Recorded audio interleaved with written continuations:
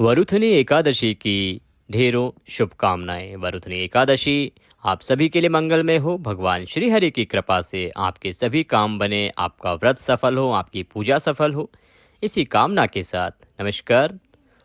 आज के इस वीडियो में हम बात करेंगे वरुथनी एकादशी कब है, पूजा किस प्रकार से करें, साथ ही बताएंगे कि पारण के नियम क्या हैं और पारण कब किया जाना चाहिए, पारण का शुभ मुहूर्त क्या है, पूजा का शुभ मुहूर्त क्या है।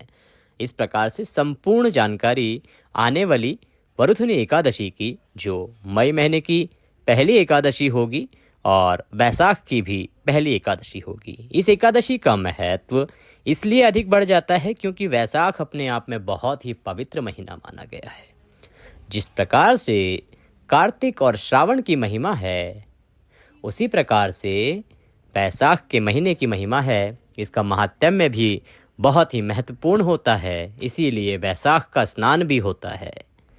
अगर आप वैशाख स्नान नहीं कर रहे हैं तो आप एकादशी के दिन पूजा करके भी वैशाख स्नान का फल प्राप्त कर सकते हैं। साथ ही अगर आप वरुथनी एकादशी का जो व्रत रखते हैं, इस दिन पूजा करते हैं, तो वह अति फलदायी है। वरुथनी एकादशी वैशाख माह के कृष्ण पक्ष की एकादशी को कहा जाता है। वरुथनी एकादशी के दिन सभी पवित्र नदियों में स्नान करने का बड़ा महत्व है।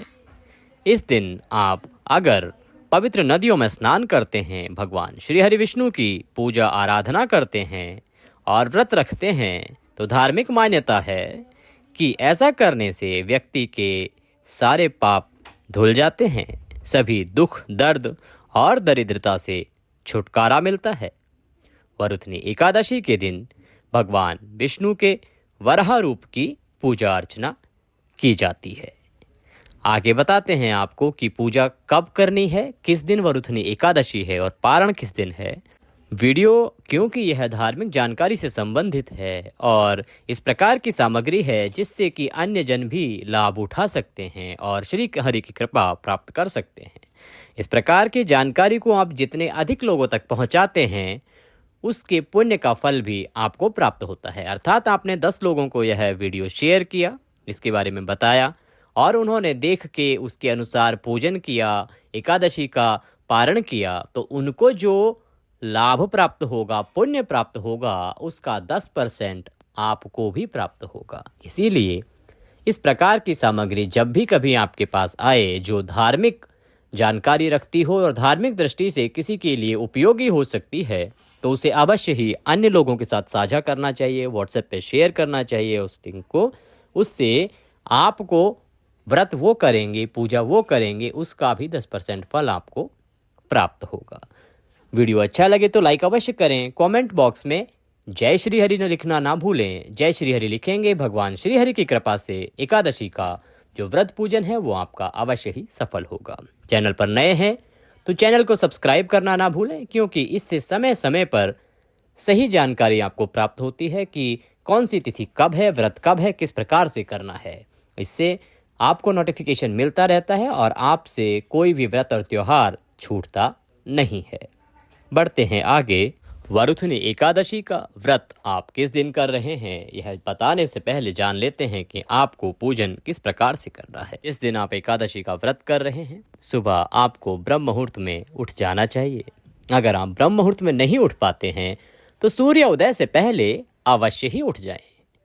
स्नान आदि करने के बाद सूर्य को जल दें। सूर्य को जल देने के बाद आपका जो पूजा स्थल है, मंदिर है, वहाँ पर अगर श्री हरि की कोई तस्वीर, कोई प्रतिमा है तो उत्तम है, अगर नहीं है तो किसी चौकी पर पीला वस्त्र बिछाएं, उस पे पुष्प रखें और आसन दें भगवान श्री हरि को, और उस पर भगवान श्री हरि की कोई प्रतिमा या तस्वीर स्थापित करें।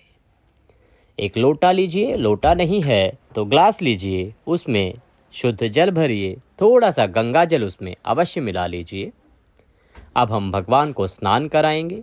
अगर आपके पास प्रतिमा है तो आप भगवान का अभिषेक भी कर सकते हैं। अभिषेक के लिए पंचामृत बनाइए। पंचामृत कैसे बनाते हैं? थोड़ा सा दूध, थोड़ा सा दही, थोड़ा सा शहद, शक्कर और घी, इन 5 चीज़ों को मिला लीजिए, उससे भगवान का अभिषेक कीजिए और फिर आप शुद्ध जल से उनको स्नान कराइए। अगर आपके पास प्रतिमा नहीं, तस्वीर है, तो आप सांकेतिक स्नान करा सकते हैं, अभिषेक ना कराएं। एक लोटे में जल लीजिए, भगवान को पुष्प से छींटे दीजिए या 2 उंगलियों से भगवान को छींटे दीजिए। उसके बाद साफ कपड़े से उन्हें पोंछिए। साफ वस्त्र से पोंछने के बाद भगवान श्री हरि को रौली, कुमकुम आदि का तिलक लगाइए। तिलक लगा के घी का दिया जलाइए, धूप दिखाइए। भगवान को वस्त्र के रूप में कलावा धागा, मौली जो आप हाथ पर बांधते हैं, उस मौली का एक छोटा सा टुकड़ा तोड़िए और उसे वस्त्र के रूप में अर्पित कीजिए। भगवान को पुष्प अर्पित कीजिए। अगर माला हो तो माला अवश्य ही पहनानी चाहिए। हम व्रत का संकल्प करेंगे। जब भी कभी आप एकादशी व्रत या पूजन करते हैं तो उसका संकल्प अवश्य करना चाहिए। एक साधारण सी विधि हम आपको बताते हैं। स्थान पर बैठ जाएं, अपने सीधे हाथ में थोड़ा सा जल लीजिए, पुष्प लीजिए, 1 रुपये का सिक्का कम से कम उसमें रखिए दक्षिणा स्वरूप में।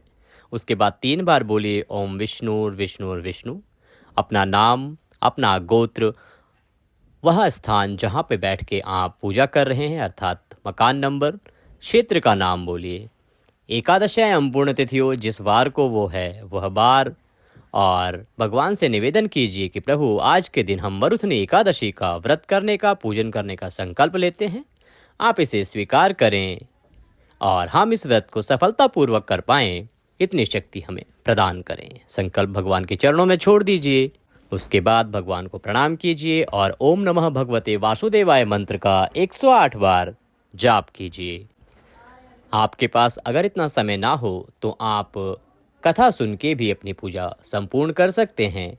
कथा प्रत्येक एकादशी पर हमारे चैनल पर सुनाई जाती है, अपलोड की जाती है। आप उसका लिंक हमारे इस वीडियो के डिस्क्रिप्शन में भी देख सकते हैं। कथा सुने, भगवान श्री हरि की आरती करें और आरती करके भगवान को फल का भोग लगाएंगे। बंधु बांधवों में वह प्रसाद वितरित करेंगे और अपने दैनिक कार्यों में अपना दिन व्यतीत करेंगे। कुछ नियम है। सबसे पहले तो जब भी भोग लगाएंगे एकादशी को, तो भगवान श्री हरि का जो भोग है वो तुलसी दल के बिना स्वीकार्य नहीं है, इसीलिए तुलसी का पत्ता अवश्य उसमें रखें। तुलसी उतारने का नियम है। एकादशी के दिन तुलसी के पौधे को हाथ नहीं लगाया जाता है, इसीलिए दशमी तिथि को ही या जिस दिन आप व्रत कर रहे हैं उससे एक दिन पहले ही आपको तुलसी उतार के रख लेनी चाहिए। नियम कहता है कि जिस दिन आप व्रत कर रहे हैं उससे एक दिन पहले दोपहर के बाद आपको भोजन ग्रहण नहीं करना चाहिए, अर्थात अन्न ग्रहण नहीं करना चाहिए।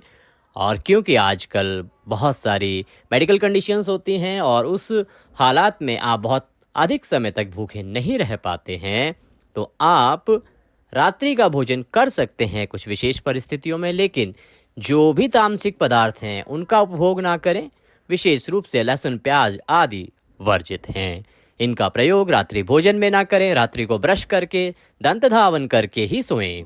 उसके बाद सुबह ब्रह्म मुहूर्त में उठें और बताए अनुसार पूजा करें। रात्रि को श्री हरि का जागरण करें और पूरी शालीनता के साथ अपने दिन को व्यतीत करें। अगले दिन सुबह आप ब्रह्म मुहूर्त में उठें या सूर्योदय से पहले अवश्य उठ जाएं और पारण करें। पारण के लिए सबसे पहले मुहूर्त का ध्यान रखा जाना चाहिए कि पारण जो है वो जो शुभ मुहूर्त है उसी में किया जाए तो सर्वोत्तम होता है। द्वादशी तिथि समाप्त होने से पहले किया जाए तो वह सर्वोत्तम होता है, और द्वादशी तिथि के पहले 5 घंटे में ना किया जाए तो वह सर्वोत्तम होता है, क्योंकि द्वादशी तिथि का जो पहले 5 घंटे का समय होता है वो हरिवासर का समय होता है। इस समय अगर आप पारण करते हैं तो वह स्वीकार्य नहीं होता है। तो इन नियमों के अनुसार अगर आप अपने एकादशी का व्रत करेंगे, पूजन करेंगे, तो भगवान श्री हरि की कृपा आपको अवश्य ही प्राप्त होगी। आप जानते हैं कि एकादशी है कब? वरुथनी एकादशी किस दिन है, किस समय आपको पूजा करनी है? ये एकादशी तिथि का जो आरंभ है वो हो रहा है 3 मई 2024 दिन शुक्रवार को रात्रि 11:24 पर। एकादशी तिथि समाप्त होगी 4 मई 2024 शनिवार को रात्रि 8:38 पर। सूर्योदयमान के अनुसार एकादशी का जो व्रत है वो रखा जाएगा 4 मई दिन शनिवार का होगा। पूजा का शुभ समय रहेगा 4 मई को प्रातः 7:18 से लेकर और सुबह 8:58 तक।